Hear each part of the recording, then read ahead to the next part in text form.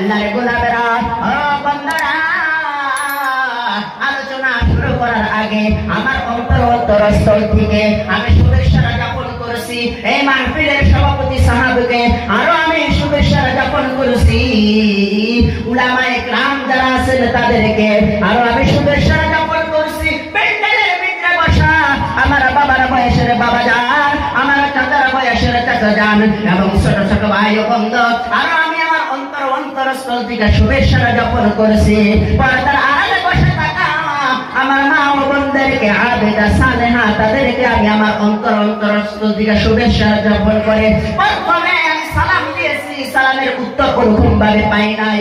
সালাম দেওয়া সুন্নাত, সালামের জবাব দেওয়া ওয়াজিব। আমি আরেকটা বার সালাম দিব, সবাই চিৎকার মেরে উত্তর দেওয়ার চেষ্টা করবেন, আসসালামু আলাইকুম। এইবার কিছু জোরে হইছে, এবার কিছু জোরে হইছে। আমরা মুস্তাহাব কতগুলা আমল, মুস্তাহাব আমল ধরি, কিন্তু কতগুলা আমল ফরজ ছেড়ে দিই। মুস্তাহাবকে ফরজ মনে করে নিছি, মানে জানি না তো যে এটা মুস্তাহাব,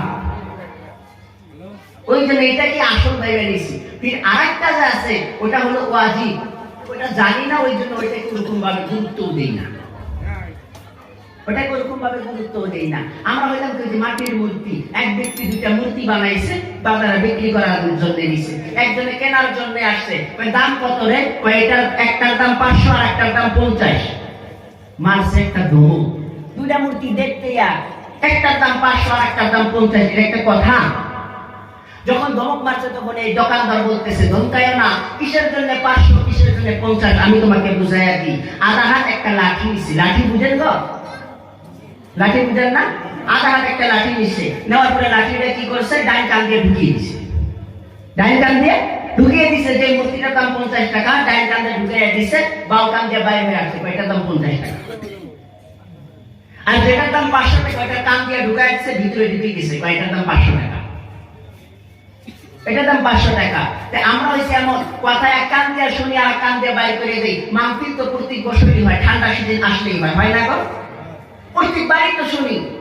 আমাদের ভিতরে আনলামটা কি? কি আমাদের ভিতরে আনলাম?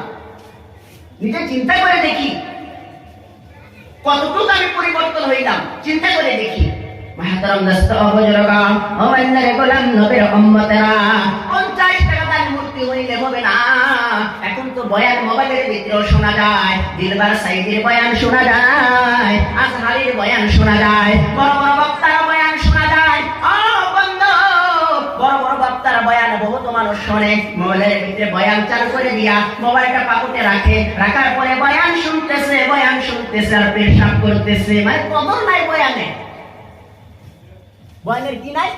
কদর নাই। মাহতারাম দোস্ত বুজুর্গ, তবে আমরাও মাহফিলের ভিতরে আসি, আমরা সুরকে ভালোবাসি, কিসকে ভালোবাসি গো?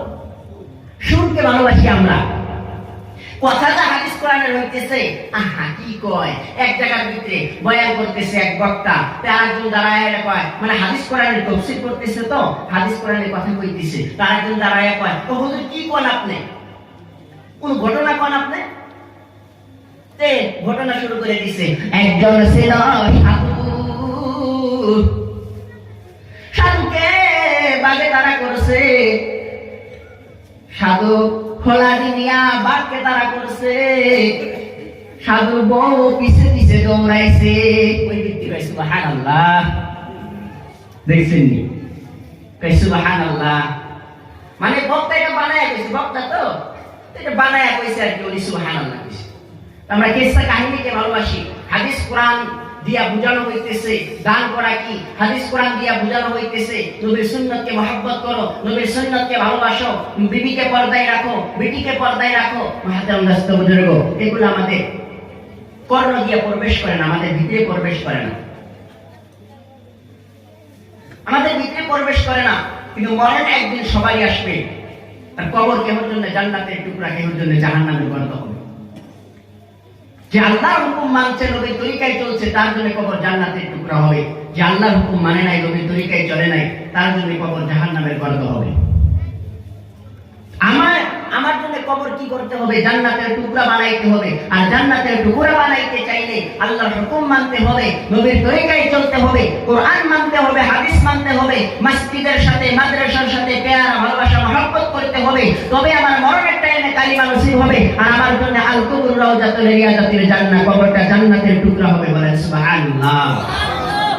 ও বন্ধুরা, ও আল্লাহর গোলাম, ও নবীর উম্মতরা, শুনে রাখুন, জেনে রাখুন, কবরকে যদি জান্নাতের টুকরা বানাইতে চান, কবরকে জান্নাতের টুকরা যদি বানাইতে চান, মরণের পরে যখন কবরের ভিতরে রাখা হবে, পড়াশোনা করা হবে না আদিনুকা, তোমার দিন কি ছিল, নাম নবীকা, তোমার নবী কি ছিল, নাম রব্বুকা, তোমার রব কে ছিল, তোমার রব কে, তোমার দিন কি, তোমার নবী কে ছিল, তিনটা পড়াশোনা করা হবে। বন্ধুরা, দুনিয়ার ভিতরে মুখস্থ করে নিছি রাদিতু বিল্লাহি রাব্বাও, আমার রব আল্লাহ, ওবে ইসলাম দিনাও, আমার দিন ইসলাম, ওবে মুহাম্মাদিন নাবিয়ান সাল্লাল্লাহু আলাইহি ওয়াসাল্লাম, আমার নবী হযরত মুহাম্মদ মুস্তাফা সাল্লাল্লাহু আলাইহি ওয়াসাল্লাম।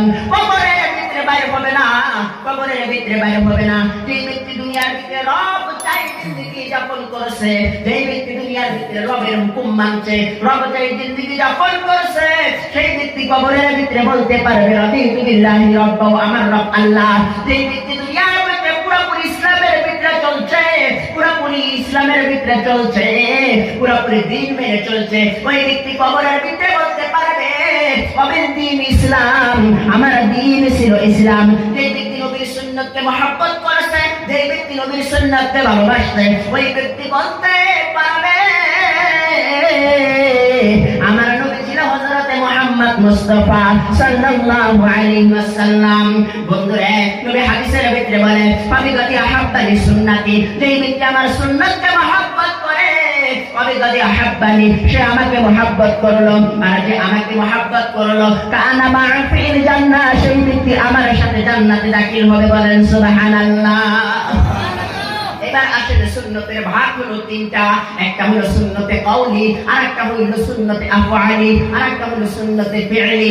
নবী বলে যে ব্যক্তি সুন্নতে ফি'লিকে মহব্বত করবে, সেই ব্যক্তি আমার সাথে জান্নাতে দাখিল হবে। বলেন সুবহানাল্লাহ। সুন্নতে ফি'লি কাকে বলে? সুন্নতে কওলি যেটা, এটাও মানতে হবে, সুন্নতে আফআলি যেটা, এটাও মানতে হবে। বন্ধুরে, কিন্তু নবী বলেছে সুন্নতে ফি'লি মানলে আমার সাথে জান্নাতে দাখিল হবে। সুন্নতে ফি'লি হলো দিনের জন্য মার খাওয়া, দিনের জন্য মানুষের গান শোনা, এটা হলো কি সুন্নতে ফি'লি। এই যে মাদ্রাসা কায়েম করার পরে যে মুহতামিম আছে, অনেক জায়গায় বিক্রি দেয়, মানুষের এটা দরকার, ওটা দরকার, মানুষ গায়ে দেয় না গো। যারা কালেক্টরি করে, মাদ্রাসার জন্য কালেকশন করে, তাদের মানুষ অনেক কথা বলে না? আহা, অনেক কথা বলে। শুধু আলিমদের দোষ কি? আলিমরা যদি জোরে হাইটা যায়, দাওয়াত পাইছে, অস্তে হাইটা যদি যায়, কয় পাই নাই দাওয়াত, খালি আলিমদের দোষ। মাদ্রাসা একটা বানাইছে, কালেক্টর কালেকশন করার জন্য গেছে, কয় সব কি খায়। কত প্রকার কথা। এই কথাকে সহ্য করা, একটা দিন প্রতিষ্ঠান করলে মানুষ অনেক রকম কথা বলবে, এই কথাকে সহ্য করা, এটা হলো সুন্নতে ফি'লি। এটা কি? সুন্নতে ফি'লি। দিনের জন্য, আল আকিমুদ্দিন, দিনকে কায়েম করার জন্য, সারা দুনিয়ার ভিতরে দিন কায়েম হোক, সারা দুনিয়ার মানুষ দিনের উপরে চলনেওয়ালা হোক, সারা দুনিয়ার মানুষ কোরআন মাননেওয়ালা হোক, সারা দুনিয়ার মানুষ হাদিস অনুযায়ী চলনেওয়ালা হোক। এই ফিকির নিয়া যারা দিনকে কায়েম করার জন্য, প্রতিষ্ঠা করার জন্য যারা মাদ্রাসা বানাইছে, মাদ্রাসা বানানোর পরে পড়াইতেছে এবং কালেকশন করতেছে, তাদেরকে অনেক রকম মানুষ অনেক কথা শোনাইতেছে, এই কথাগুলো সহ্য করতেছে, এই ব্যক্তি সুন্নতে ফি'লিকে জিন্দা করলো। ও বন্ধু, সুন্নতে ফি'লি হলো দিনের দাওয়াত দিবার যায় মারি খাওয়া, সুন্নতে ফি'লি হলো দিনের দাওয়াত দিবার যাইয়া মারি খাওয়া, সুন্নতে ফি'লি হলো দিনের দাওয়াত দিবার যাইয়া গান শোনা। আমি মাওলানা পাশ করে আসার পরে, মাওলানা ক্লিয়ার করে আসার পরে, আমি যখন 4 মাসের জন্য গিয়েছিলাম, 4 মাসের জন্য আমি গিয়েছিলাম ড্যামডেমা হালকা, চিনেন ড্যামডেমা হালকা, নয়ার হাটের ওই দিকে। বন্ধুরে, ও আল্লাহর গোলাম, ও নবীর উম্মতেরা, ড্যামডেমা হালকা আছে, আরেকটা হালকা আছে শৈলমারি হালকা। এই শৈলমারি হালকার ভিতরে একটা বাজার আছে, নাম হইল পাগলাহাট। পাগলাহাটের ওইদিকে একটা গ্রাম আছে, ওই গ্রামের নাম হইল আলোকঝারি। শুক্রবার 17 জন সাথী ছিলাম, 11 জন সাথী বাইরে হয়ে গেছি। ওই এলাকার ভিতরে 3 দিন পরে আরেকজন মানুষ তশকিল হইল, হুজুর এলাকার ভিতরে আপনার সাথে চিল্লা দিব। এইভাবে 17 জন সাথী হইছিলাম। এই আলোকঝারি গ্রামের ভিতরে একজন মানুষের কাছে আমরা শুক্রবারের দিন দাওয়াত দিতে গেলাম। 2.5 ঘন্টা মেহনতের ভিতরে ফজরের নামাজ পড়ার পরে, ইমানের মুজাকারা হওয়ার পরে, নাস্তা করার পরে তখন আমরা চলে গেলাম। আমি গেলাম এবং আমার সাথে আরেকজন সাথী ছিল নূর সাইয়্যিদ, আরেকজন সাথী ছিল শুকুর আলী, আরেকজন সাথী ছিল জালালউদ্দিন। এই 4 জন সাথী আমরা মুলাকাতের জন্য গেছি। তার সাথে মুলাকাত করেছি, মুসাফা করেছি, তাকে দিনের দাওয়াত দিছি, ভালো মন্দ জিজ্ঞাসা করেছি। উনি বলতেছে আমি চলে যাব। আমি তখন জিজ্ঞাসা করেছি আপনি কি বেটা বেটি আছে? বলে আমার বেটা আছে 2টা। আমি বলছি চাচা আপনি তো চলে যাবেন, আজকে 3 দিন হয়ে গেল আপনাদের মসজিদে আসছি, বাইরের বগলে মসজিদ, আপনাকে মসজিদে দেখলাম না, আপনার কাছে আসি আপনাকে বাড়িতে পাই না, আপনার ছেলে 2 জনকে মসজিদে যাইতে কইেন। এই কথাটা বলার সাথে সাথে এত রাগ হয়ে গেল, এত রাগ হয়ে গেল, হাত এইভাবে নিয়ে আসে আমাকে মারার জন্য। বাবা শোনা করে থামায়, হাত নিয়ে আসে মারার জন্য। বন্ধুরা রে কিছুই বললাম না, মসজিদের পাশেই ছিল, মসজিদের সবাই বাইর হইছে, একজন দাউরিয়া বাইর হইছে, আরেকজন খুরিয়া বাইর হইছে। যে বাইকটা বলেন তো, মানে ব্যাগটা ঘাড়ে করে নিয়ে জামাতে গেছি তো, মানে এক মাসে কি আর মসজিদে গেছে বাইকটা দিয়ে ব্যাগটা ঘাড়ে করে নিয়ে যাওয়া হয়। তো বাইকটা দিয়ে সাথীগুলো বাইর হইছে। আমি সবাইকে ইশারা করছি, না সবাইকে ইশারা করছি, সবাই মসজিদের ভিতরে আছে। আমরা 4 জন সাথী ওই জায়গা, নূর সৈয়দ, জাহালউদ্দিন, আমরা আর শুকুর আলী, আমরা আর আমি 4 জন সাথী ওই জায়গার ভিতরে। যাই হোক বাবা শোনা করে থামায় এখন আমরা আসলাম। আসার পরে এখন সাথীগুলো হুজুর ঠেকাইলেন কেন? দিতাম কেন? বলে না দেওয়া যাবে না, উযু করো, 2 রাকাত নামাজ পড়ো, আল্লাহর কাছে দোয়া করো, আল্লাহ যেন তাকে হেদায়েত করে। ও আল্লাহর গোলাম নবী উম্মতেরা 2 রাকাত করে নামাজ পড়লাম, পড়ার পরে দোয়া করলাম এবং কিছু সদকার জন্য কিছু টাকা তুললাম। সদকার জন্য 1-2 টাকা করে টাকা তুলে একটা ঠোঙ্গার ভিতরে টাকা, একটা পলিথিনের ভিতরে টাকাগুলা বান্ধিয়া মসজিদের বাইরে রাইখা দিলাম। যেটা সদকার টাকা মসজিদের ভিতরে ঢুকানোর দরকার নাই, এইখানে রাইখা দে, বাজারে গেলে নিয়ে দেওয়া যাবে, ফকিরকে দিয়ে দেওয়া যাবে, অথবা এই দিক দিয়ে যদি ফকির আসে তাকে দিয়ে দেওয়া যাবে। টাকাটা ওই জায়গার ভিতরে রেখে দিছি। ওই বেচরা চোরের ভিতরে চলে গেছে। সকালবেলা আমার কাছে তার 4টা ভাই আসছে, তারা ছিল 5 ভাই। 4টা ভাই আসার পরে বলতেছে হুজুর আমাদের ভাই আপনাকে কালকে অপমান করেছে, আজকে আমাদের ভাই বিছানা থেকে উঠতে পারে না, আমাদের ভাই কথাও বলতে পারে না, আমাদের ভাইকে কে জানো মেরেছে, কে জানো আঘাত করেছে, পিঠ দিয়ে ফুলে ফুলে গেছে, আমার ভাই বলতে পারে না, আপনার ওইখানে যেতে হবে। আমি বললাম সাথী দিয়া কিভাবে আমি ওইখানে যাব? এই সাথীগুলা কি আমি ওইখানে যাইতে পারবো না, তোমার ভাইকে নিয়ে আসো। গাড়ি দিয়ে নিয়ে আসছে। নিয়ে আসার পরে আমি যখন বাড়ির ভিতরে গেছি, যাওয়ার পরে তিনি জবান বন্ধ, কথা বলতে পারে না, ইশারাও করতে পারে না, চোখ দুটা বন্ধ। আল্লাহর গোলাম নবীর